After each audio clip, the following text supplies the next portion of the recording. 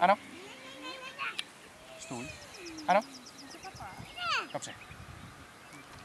Výborně, super. Já uklidím už toho má plný zuby. Můžete říct, jak amatér pozná, kdy už toho má plný zuby? Nepoznám. To je ten problém. To je ten problém, kdy...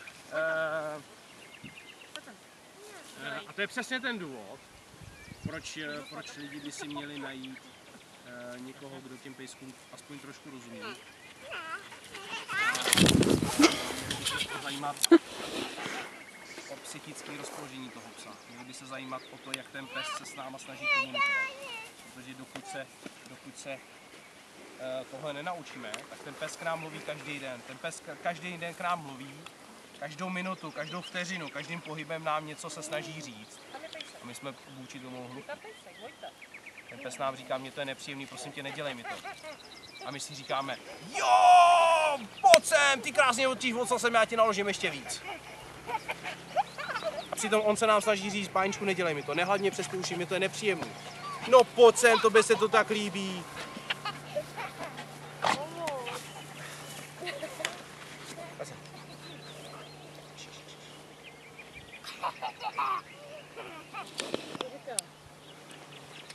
Teďko tady tím běháním už nám říkal, že neví kam že to je na něj to strašně moc. Jo? Tak teďko jste jasně viděli, že ho to strašně zatěžuje.